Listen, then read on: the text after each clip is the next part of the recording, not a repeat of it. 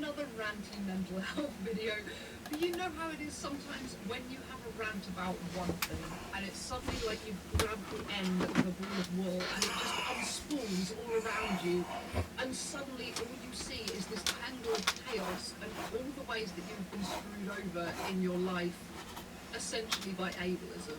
And that's what I want to rant about in this video, because I think any of us who have dealt with mental health issues in our lives, we are used to the really unfortunate and crappy fact that there are a huge amount of people in the world, from your friends, your family members, your employers, but even doctors as well, they do not see mental health issues as being as valid, serious, or even real as physical health issues, because of the fact that most mental health issues are invisible. There aren't really ways of quantifying the severity of a mental illness, and I think anyone who's not personally lived through stuff like depression, anxiety, they really can't, they can't understand it. You know, people who've never had something like depression, they equate it to, well, you know, I remember being sad about something once, you know, I lost my job, my dog died or something, and I was sad for a while, and, you know, I eventually, I went for some healthy walks, and I got a new dog, and I got over it, and, you know, they'll try and equate it to that. Or if it's anxiety, they'll be like, oh, well, you know, I get nervous doing public speaking, I know what it's like to be nervous, and it's like, oh, just stop talking, just don't do it. But, I feel I should talk about this personally, because I have landed in the rather unfortunate position of now experiencing both physical and mental health issues, which means that I suddenly get to see both sides of the coin. This is the kind of bullshit you face with mental health issues, and then you can walk into exactly the same situation with a physical health issue, and it goes a whole different direction. People take you seriously. I've literally had to make a different list here, but I want to jump straight in with the first real experience I had of ableism when I was 19 years old, and at this point I had no physical health issues at all. I was physically completely healthy. Mentally though, depression, self-harm and anorexia were my big problems at that point. So at this point my mental health issues weren't even invisible anymore. I was really quite a low weight. You could see, you know, okay, you kind of look like you're dying of something. And I had gone to my GP, I think just to chase up my therapy, because at this point I had been assessed for therapy. I mean, the therapy rant is coming. There is going to be a rant shortly about my terrible experiences with NHS therapy that really have jaded me to therapy for life. That's a whole other video that's coming. But at this point, I was 19 years old. I just went to my GP because I had been waiting at this point for about 9 or 10 months. After I'd been assessed as high risk due to my low weight, my self-harm, the severity of my depression, suicidal ideation, you know, all the things that they tick, they had assessed me as being really high risk, and so you think you're going to get rushed through. Well, I'd been waiting for 9 or 10 months at this point, so I had no therapy, I had no help whatsoever, and I'd just gone back to the doctor to be like, did someone lose my form? Like, what is going on? Like, I really need this, what is going on? And while I was there, this doctor told me, you know, why aren't you on disability benefit? Like, you're clearly too sick to work. Why are you not on disability benefit? And that was like a mind-blowing moment for me as it was. Like, it never even occurred to me that, like, being mentally ill could qualify you for disability benefit. And I don't know whether this is a British person thing, whether this is like an 80s kid thing, whether this is just the culture of my family, but I had always grown up thinking, like, mental illnesses are not really real enough for anything like that. You can't qualify as disabled with a mental illness, you can't claim benefit with a mental illness, because it's just something you need to go to therapy, deal with, man up, get over. You know, you don't qualify as sick, really. You're just being stupid, you know, which was basically the culture of my family. So at this point, actually, when I was 18, I was given about £3,500 inheritance from my gran. She gave it to us while she was still alive because she wanted to see us enjoy it and also to kind of dodge some inheritance tax.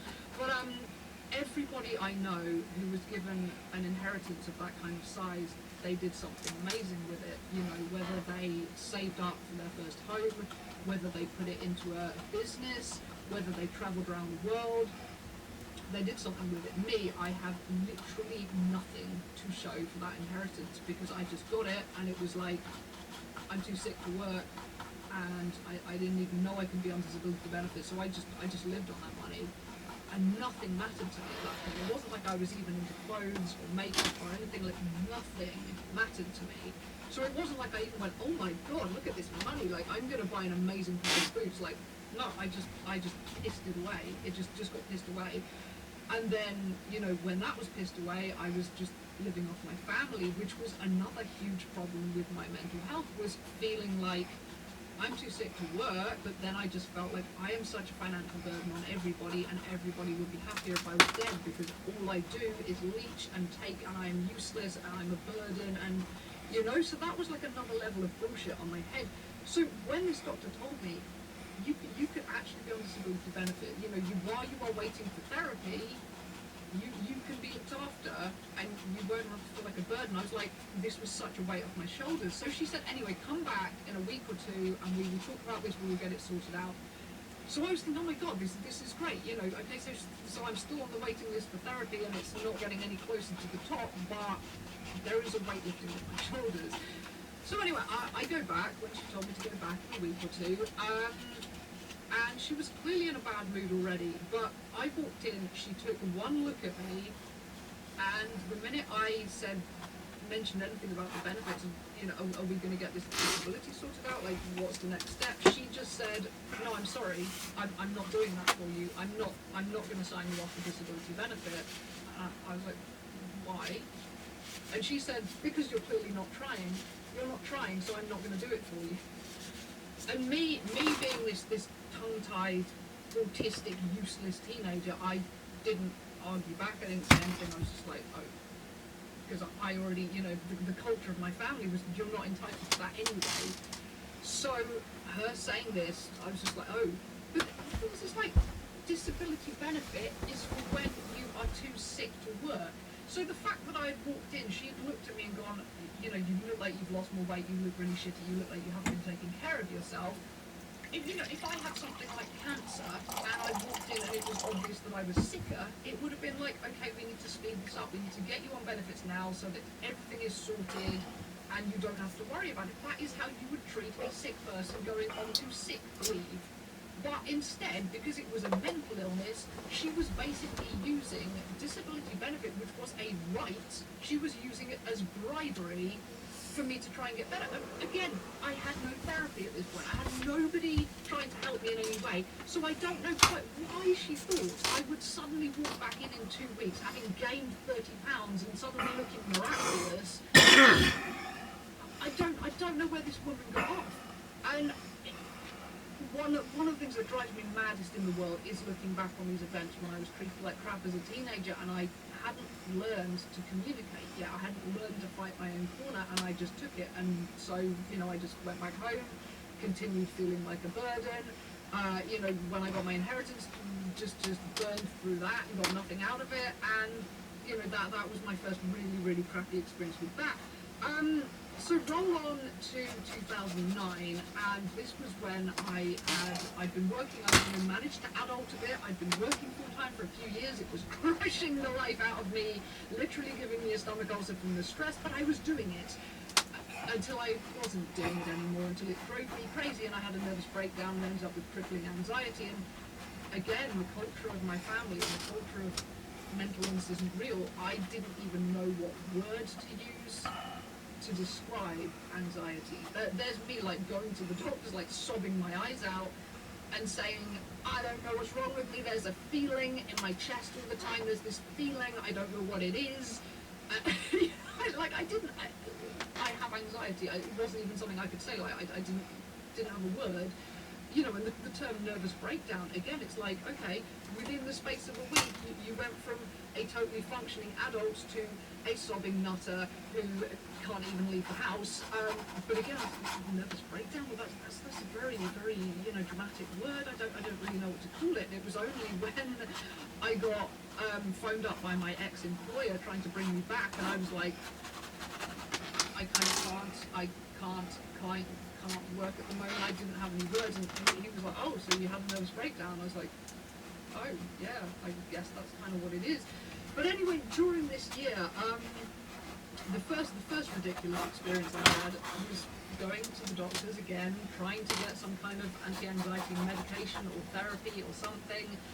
And I saw this locum doctor who was this white guy, looked like he was in about his late 30s, a normal looking dude.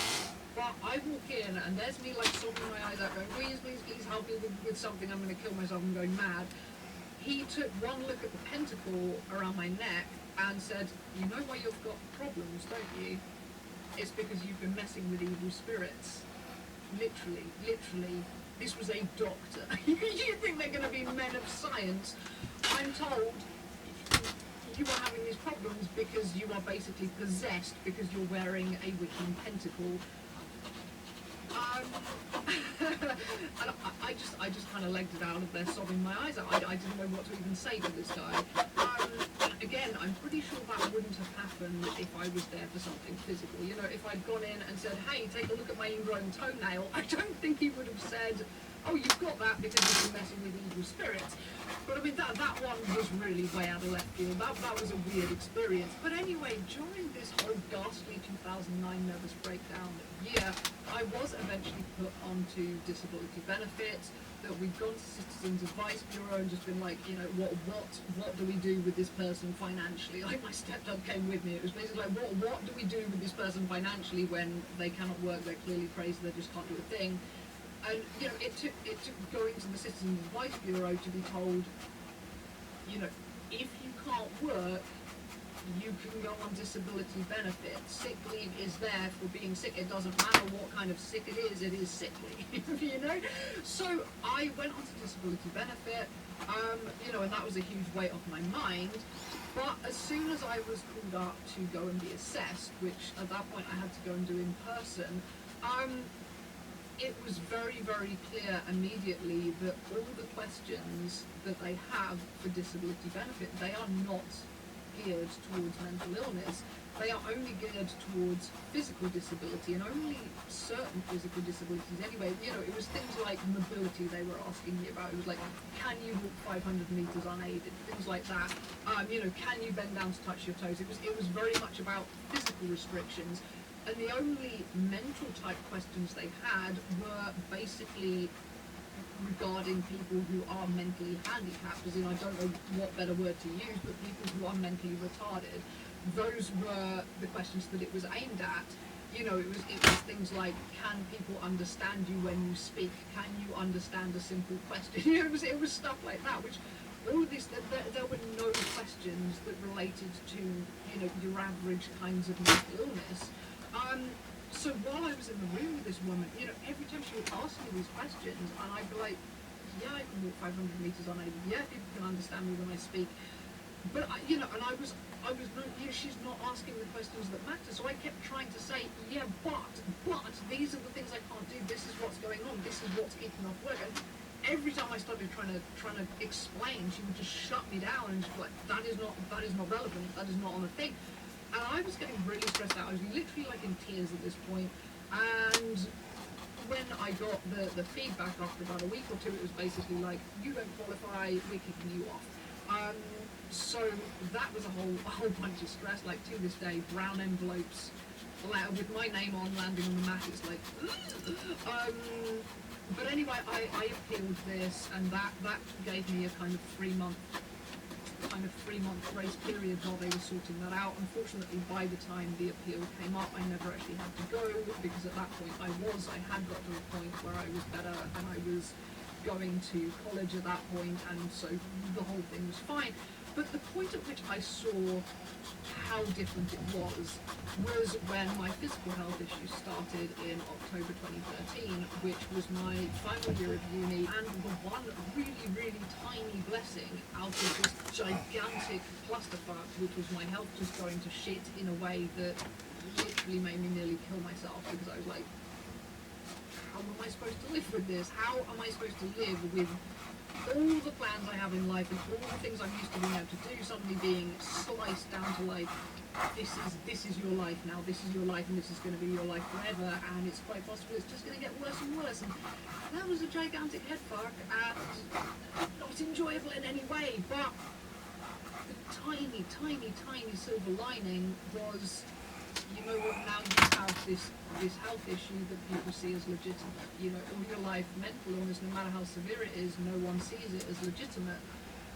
But now you've got physical health issues, you can go on disability. You're not going to end up stacking shelves at Tesco part-time, even though you've got a degree and you're capable of so much more, but you're not capable of so much more because, you know, Asperger's, etc., leaves you with so few places you can go in the world. And because I was diagnosed late, nobody had, you know, I think if I had been diagnosed with Asperger's early, I think it should have been focused on, okay, what jobs can you do from home? Like, what can you do from home? That would have been the way for me to have a sensible, stable career, but, you know. So anyway, the small silver lining was, okay, you go on disability and you actually have time to work on your writing, and you have hella incentive to make a living from creative stuff, because it's the only thing you're ever going to be able to do, because now you're too sick to work any normal job ever. But anyway, the forms again. When I signed up for disability benefit and I was assessed, this time I was assessed just with a form rather than